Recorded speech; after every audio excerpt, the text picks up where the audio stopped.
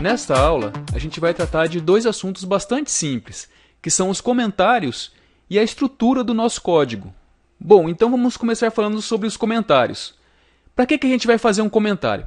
Bom, primeiramente, o comentário ele não vai interferir em nada no nosso código.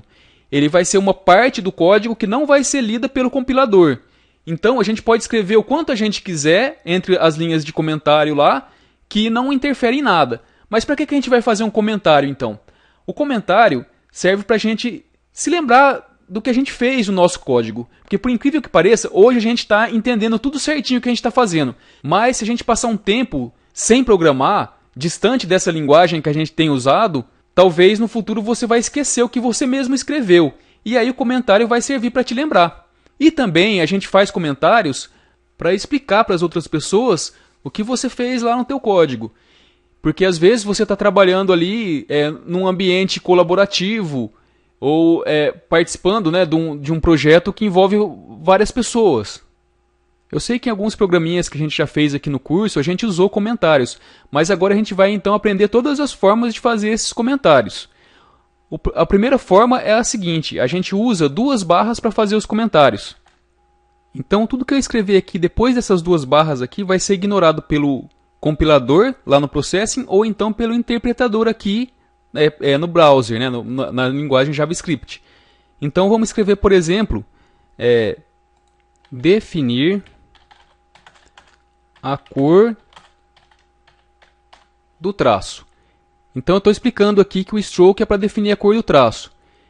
E eu posso escrever também essas duas barras depois do comando que a gente deu aqui, ó. Depois dessa sentença aqui. Então eu escrevo aqui assim, por exemplo, define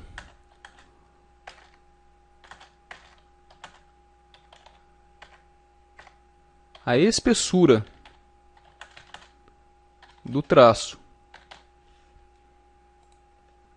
E aqui por fim, desenha um ponto no centro da tela.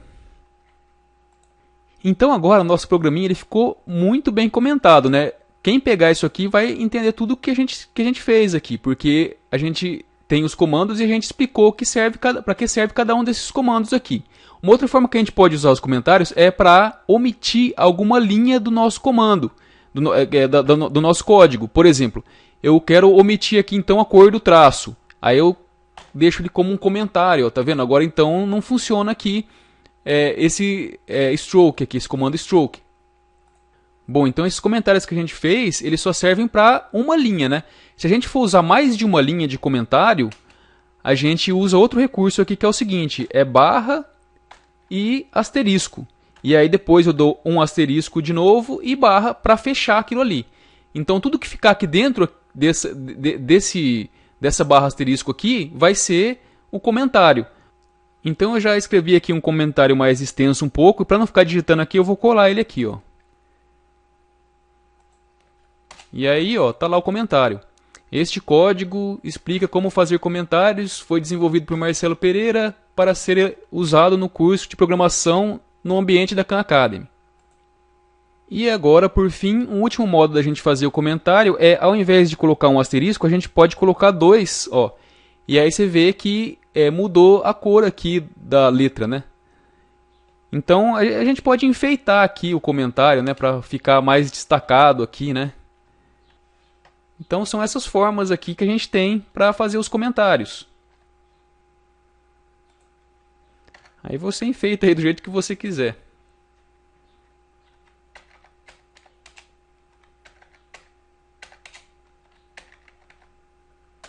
Bom, então agora a gente vai falar sobre a estrutura e organização aí do nosso código. A gente já sabe aqui, ó, que normalmente quando a gente vai fazer um programa aqui, a gente dá uma instrução aqui em cada linha e coloca o ponto e vírgula.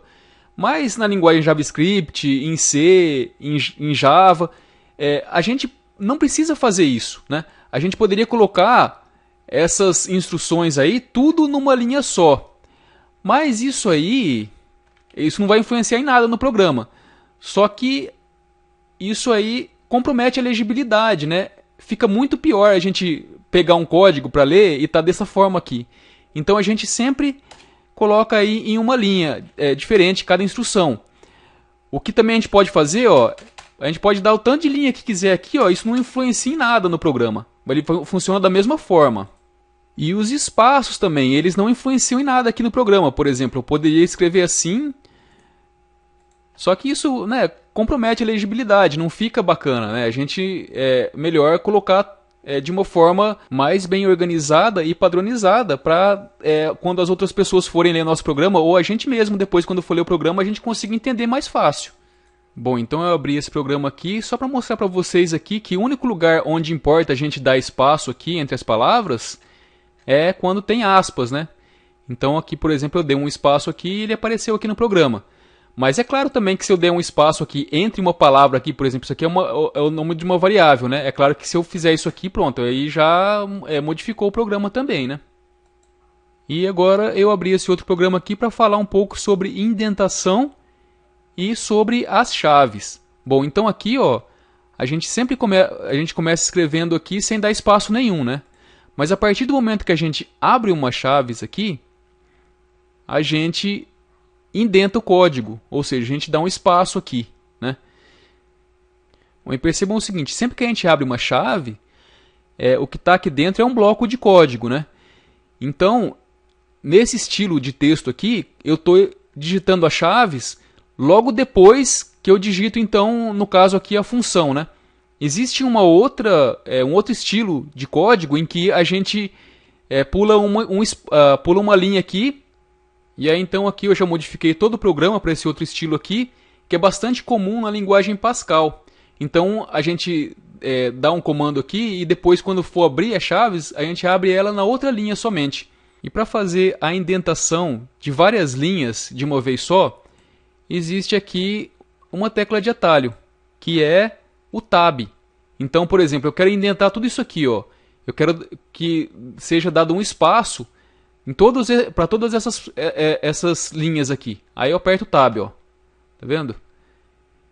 Para eu retornar isso aqui, com tudo isso aqui selecionado, eu aperto o Shift e o Tab.